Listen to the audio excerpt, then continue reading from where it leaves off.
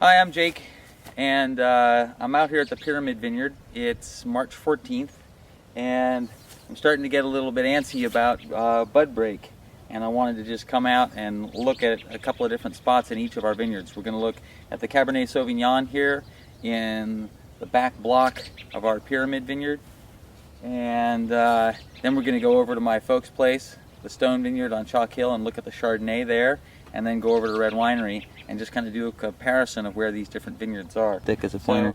See, this right here is a bud. This is called a two-bud spur, if you don't count the basal bud. That's the basal bud right there. Okay, so these are the buds. That's a bud, that's a bud, and then there's a bud here on the other side. So if you look closely at this one, you see this gray fuzzy stuff, right? And then around it, you can just start to see that gray stuff, okay? Around it is this brown stuff. That's called the bud scale.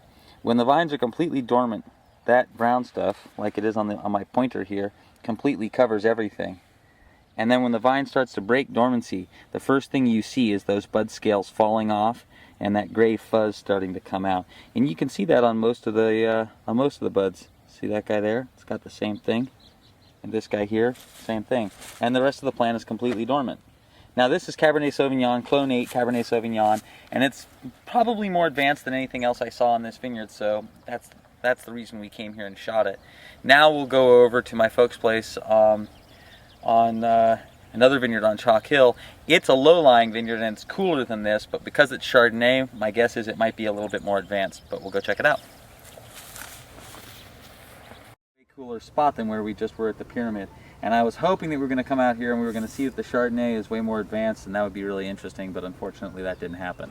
So take a look at this and you can see there are those brown bud scales, and there's that same little gray fuzz that we have at the Pyramid. Here you go, same thing, right?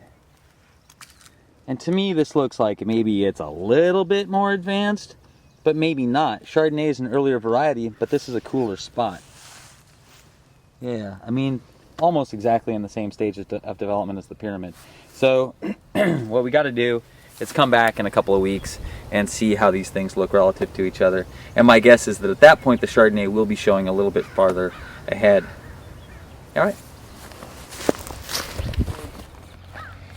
We're now in the bottom half of Red Winery Road, which tends to be a little bit behind the top. And this is the Petit Verdot that I'm looking at right here.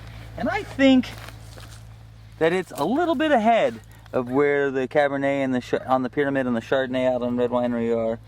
And decided to do this instead of the Tempranillo, because the Tempranillo actually breaks dormancy really late. It gets ripe early, so you'd think that it would break dormancy early also, but one of the things that's neat about it is it breaks dormancy late, gets ripe early. So there you go. Now that swelled up, and if we come back here in a couple of weeks, we're going to see leaves coming out of it.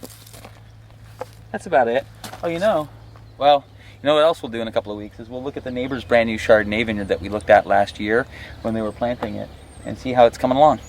All right.